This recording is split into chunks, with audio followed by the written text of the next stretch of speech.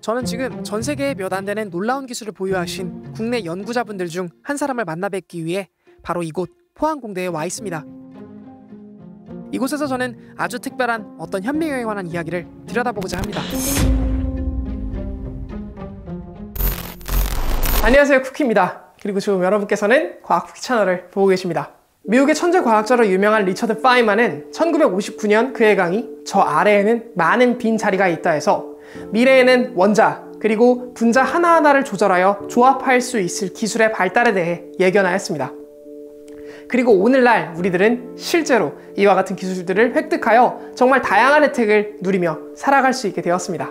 나노기술이라고 부르는 이와 같은 기술의 발달은 말 그대로 나노, 다시 말해 머리카락 길이를 약 10만 번 쪼개야 나타나는 극히 작은 세계의 물질들을 조작하는 기술이며, 이 영역은 우리가 흔히 교과서에서 배우고 다뤘던 바로 그 물질의 기본 단위, 즉 원자의 세계와 그리 멀지 않습니다.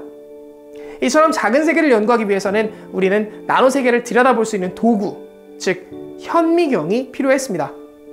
문제는 기존의 현미경이 보던 영역인 마이크로의 세계보다 약 1000배 더 작은 세계인 나노 세계를 보기 위해서는 새로운 원리의 현미경을 필요로 했습니다.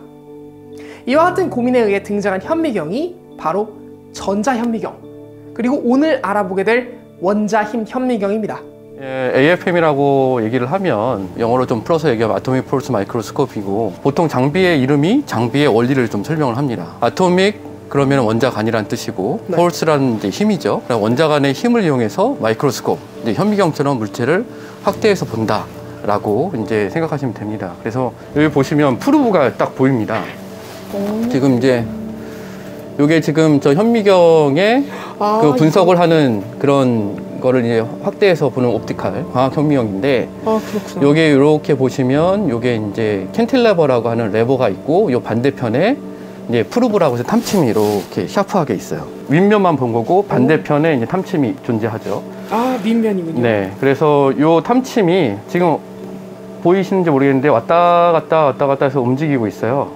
요게 이제 스캔을 하고 있는 중이고. 지금이요? 네, 지금 하고 있는 중이고. 그러네요. 왔다 갔다 움직이고 있네요. 네, 그리고 여기 한번 왔다 갔다 할 때마다 요 선이 이렇게 만들어집니다.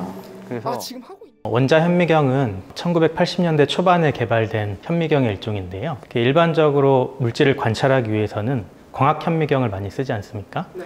근데 빛을 이용한 현미경은 빛이 가지는 회절 한계라는 특성의 한계 때문에 공간 분해능의 한계가 약 500나노미터 정도로 매우 제한됩니다. 현대 이제 연구되고 있는 많은 것들, 뭐 화학이든 바이오든 뭐 물리든 공학이든 모든 분야에 있어서 더 작은 물질을 연구해야 되는 필요성이 있기 때문에 더 작은 물질을 보기 위해서 생각해낸 방법 중에 하나가 원자 현미경인데요. 원자 현미경의 원리를 간단하게 설명을 해드리면 바늘을 이용하는 겁니다.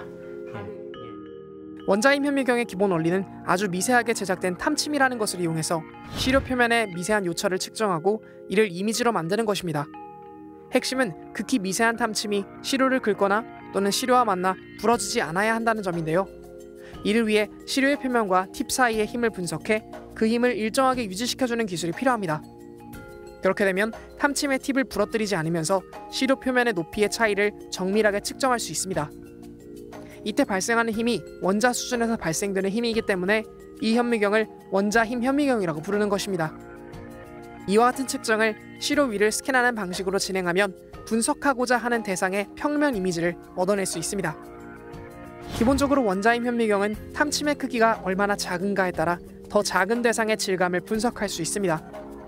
교수님께서 소개해주신 원자힘 현미경은 세계 수준의 원자힘 현미경을 만드는 파크 시스템즈라는 이름의 국내 회사에서 만든 현미경입니다. 이 바늘의 끝 사이즈가 대략 10나노미터 정도가 되니 이 현미경은 10나노미터 수준의 분해능으로 시료를 확대해 볼 수 있는 것입니다. 그런데 이와 같은 NX10 원자힘 현미경의 원리를 그대로 이용하면서 시료를 들여다보기 위한 핵심 기술인 탐침의 기능을 업그레이드하면 기존에는 없던 새로운 타입의 현미경을 만들어낼 수 있습니다. 오늘 찾아뵌 교수님께서는 이에 관한 연구를 이행하고 계십니다. 일단 NX10이라는 원자 현미경은 국내의 펄크 시스템즈라는 뛰어난 회사에서 만들어내는 장비인데요. 네. 제가 미국에서 유학을 하면서 미국에서 제작하거나 아니면 다른 유럽에서 제작하는 여러 현미경들을 써봤습니다. B 모 회사 혹은 V 모 회사, 예. A 모 회사 이런 제품들이 있었는데 네. 그런 제품들과 비교했을 때 파크 시스템즈 국내 회사에서 만드는 NX10이라는 장비가 매우 성능이 우수하고 일반적인 앰비언트 컨디션이라고 하는데 예. 상온 상압 조건에서 측정을 하는 것이 중요하거든요. 외국에서 이제 유수한 기업들에서 제작한 현미경에 비해서 NX10이 매우 안정적이고 성능이 좋기 때문에 NX10을 기반으로 제 연구를 진행하고 있습니다. 그렇군요. 그렇다면 궁금합니다. 이 탐침의 기능을 도대체 어떤 방식으로 무슨 원리를 이용해 업그레이드한 것일까요? 영어로 하면 Tip Enhanced Nano Spectroscopy라고 부르고요. 아, 네. 한국어로 번역을 하자면 탐침 증강 나노 현미경이라고 할 수 있습니다. 아하. 목표로 하고자 한 것은 원자 현미경을 이용해서는 표면 구조를 잘 들여다볼 수 있지만 예. 표면 구조 외에 광학적 특성을 10나노미터의 공간 분해능으로 관찰하고 싶다. 원자 현미경의 분해능으로 광학적인 신호를 관찰하고 싶다. 이런 목표를 가지고 이제 실험을 진행하고 있는데 그래서 이제 적용한 원리가 뭐냐면 원래는 이제 실리콘을 이용해서 아하. 뾰족한 바늘을 이용해서 원자 현미경을 쓰는데 저는 금을 이용해서 바늘을 만듭니다. 그렇군요. 네. 금을 이용해서 바늘을 만든다. 대체 금에게 어떤 특성이 있길래 금으로 바늘을 만드는 걸까요?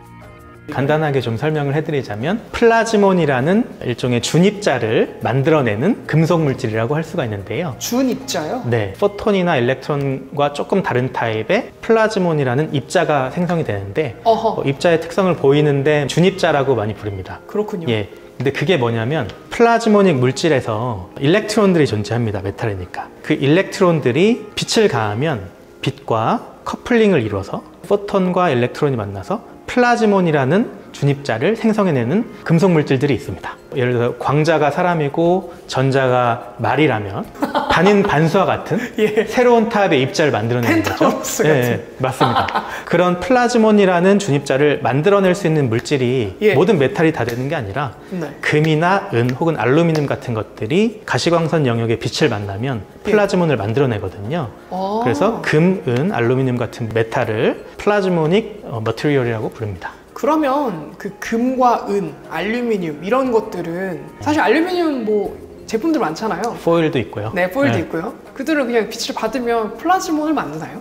그건 아닙니다. 이거를 나노 스케일로 만들었을 때 플라즈모닉 머티리얼의 특성을 보이게 됩니다. 10나노미터의 지름을 갖는 공으로 금을 작게 만들면 그 안에 아까 말씀드린 일렉트론은 당연히 존재하는 거고 예. 그 일렉트론들이 그 속박된 공간 안에서 진동을 합니다. 여기서 이제 전자 구름들이 진동을 할 때 그 진동수가 가시광선 영역의 빛의 주파수와 공명을 일으키거든요. 아, 레조넌스 현상을. 그렇군요. 레조넌스 현상을 일으키면서 그때 이제 빛이 이 10나노미터의 빛의 파장보다 훨씬 작은 공간에 네. 속박되게 되는 것이고 아. 이 속박된 빛이 일렉트론과 아주 스트롱하게 결합할 수가 있잖아요. 아주 작은 공간 내에서. 네. 그러면서 플라즈몬이 만들어지는 겁니다. 아, 10나노미터 크기의 입자가 필요하다고 했잖아요. 네. 금 와이어를 뾰족하게 바늘처럼 만들면 그 끝에 금 입자와 같은 아주 작은 크기의 끝부분이 형성이 되니까 거기서도 이제 소개해드린 효과와 같은 빛이 집속이 되고 거기서 플라즈몬도 만들어집니다. 나노스케일만큼 작아진 금은 플라즈몬이라는 전자구름이 광자와 짝을 이루면서 만들어지는 기묘한 준입자를 만듭니다. 이것을 비유하면 마치 전자로 이루어진 그릇에 빛이 담겨있는 것과 같습니다. 교수님과 연구팀은 이처럼 나노스케일의 금 탐침을 활용해 탐침 끝에 빛을 모을 수 있는 원자 힘 현미경을 만들었습니다. 이것을 활용하면 들여다보고자 하는 시료 표면에 준입자로 형성된 빛을 집속하여 쬐어줄 수 있고 이로부터 발생된 시료 표면의 정보들을 읽어낼 수 있는 것입니다. 기존 원자힘 현미경은 시료 표면의 요철만을 읽고 이것을 이미지화할 수 있었는데 교수님의 탐침 증강 연구를 통해 시료 표면의 정보는 물론 시료 표면 물질의 특성을 바꿀 수도 있는 현미경으로 업그레이드할 수 있었던 것입니다. 자극해서 나오는 광학적인 신호들, 그 전문 용어를 쓰자면 라만 스캐터링이라는 것이 있고 포토루미네센스라는 반응들이 있습니다. 이런 반응들을 10나노미터 공간 분해능으로 분광을 하고 이미징을 할 수 있는 현미경을 세계에서 최고 성능 수준으로 제가 제작하고 있습니다. 그렇군요. 그렇다면 이 현미경으로 우리는 어떤 것들을 볼 수 있으며 또 어떤 새로운 연구들을 할 수 있을까요? 응용할 수 있는 분야는 매우 다양합니다. 요즘 많이 이제 관심 있는 코로나 바이러스 같은 것들, 네. 혹은 뭐 난치병을 연구하는 뭐 단백질 같은 것들, 네. 이런 것들도 당연히 볼 수가 있고요. 다양한 반도체 시료들이 매우 큰 관심사입니다, 요즘에. 그래서 5나노미터급, 뭐 3나노미터급 그런 이제 반도체 물질을 만들면 일반 현미경으로 보이지 않으니까 그것을 이제 저희가 관찰하면 기존에 연구될 수 없었던 물리적 현상을 발견해낼 수 있는 연구들을 할 수 있는 거죠. 그 외에도 매우 다양합니다. 뭐 DNA든 뭐든 가리지 않고 다 측정할 수가 있습니다. 그렇군요. 오늘 인터뷰에서 감사합니다, 박사님. 네, 감사합니다.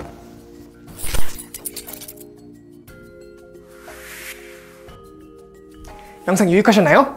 오늘도 제 채널을 통해 여러분의 과학적 안목에 작은 도움이 되었길 바랍니다. 이번 영상은 과학기술정보통신부 및 한국기초과학지원연구원의 제작 지원을 통해 제작되었습니다. 연구자 섭외 그리고 영상이 제작될 수 있도록 지원해주신 과학기술정보통신부 그리고 한국기초과학지원연구원에게 다시 한번 감사의 말씀을 드립니다. 12월 7일부터 8일까지 부산 백스코에서 국제연구산업 컨벤션 2021을 개최를 합니다. 연구산업의 활성화를 위해 연구장비기업 전시회, 컨퍼런스 등 많은 프로그램을 준비해 놓았으니까요. 많은 관심 부탁드리고 과학기도 성공적인 개최를 응원하겠습니다. 제 채널은 여러분들의 영상 몰입을 위해서 메인 영상이 진행되는 동안에는 광고가 노출되지 않도록 임의로 설정하고 있습니다. 그러한 이유에서 채널 운영의 대부분은 후원금 그리고 영상 제작 지원을 통해서 이루어지고 있죠. 아래 설명란에 있는 링크 또는 구독 버튼 옆에 있는 멤버십 가입을 통해서 채널에 후원을 해주실 수 있습니다.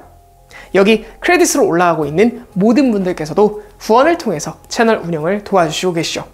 추가로 후원해주시는 분들께는 영상이 제작되는 동안에 미공개 영상도 만나볼 수 있도록 도와드리고 있으니까요. 연구자들의 이야기 그리고 영상 속 뒷이야기가 궁금하신 분들께서는 이 멤버십 가입을 통해서 비하인드 영상을 만나보시는 것도 좋을 것 같습니다. 영상까지 시청해주셔서 정말 감사드리고요. 전 또 다음 영상으로 여러분들을 찾아뵙도록 하겠습니다. 언제나 그랬듯 과학을 쿠키처럼